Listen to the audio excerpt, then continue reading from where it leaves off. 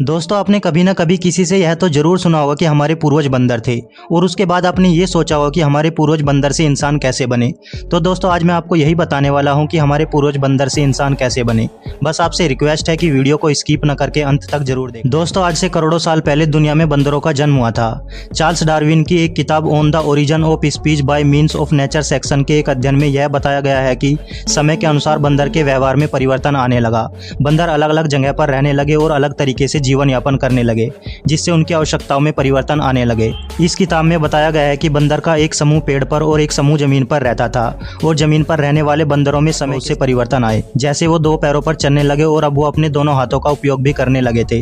शुरुआत में वे फल खाते थे, फिर उन्होंने मांस खाना शुरू किया और मांस प्राप्त करने के लिए वे जानवरों का शिकार करने लगे। शिकार करने के लिए पहले वे पत्थर के औजार का उपयोग करते थे, लेकिन समय के साथ साथ उन्होंने जानवरों की हड्डियों से औजार बनाना शुरू कर दिया और उसका उपयोग करने लगे।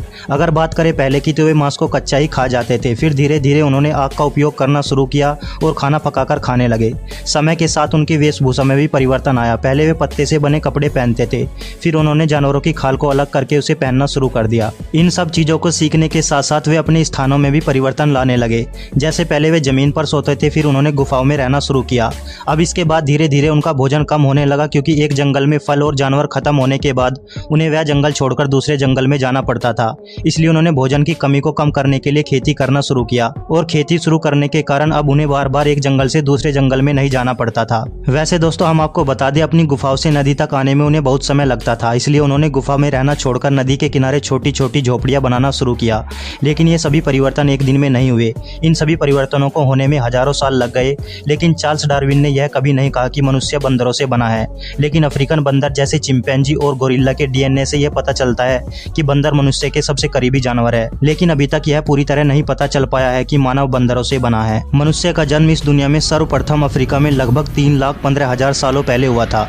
इन मनुष्यों को हम आदि मानव कहते हैं और समय के साथ इनमें अनेक परिवर्तन हुए और मध्य मानव और इसके बाद आधुनिक मानव बन गए, जो आज हम हैं। इस दौरान हमने एक साथ रहना सीखा, बोलना सीखा और हमने हमारे जैसे दिखने वाले कई जीव देखे जो आज इस दुनिया में मौजूद नहीं है। पर इतिहास की बात करें तो ये जीव हर किसी चीज में हमसे आगे ही थे। पर फिर किसी तरह से हम सबने मिलकर रहना सीखा और बड़ी बड़ी बस्तियां बसने लगी।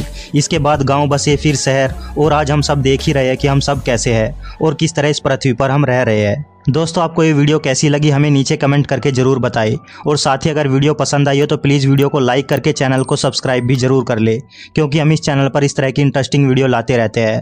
तो दोस्तों आज के लिए बस इतना ही, मिलते हैं नेक्स्ट वीडियो में। तब तक के लिए हंसते रहिए, मुस्कुराते रहिए और अपना ख्याल रखिए। Thank you so much.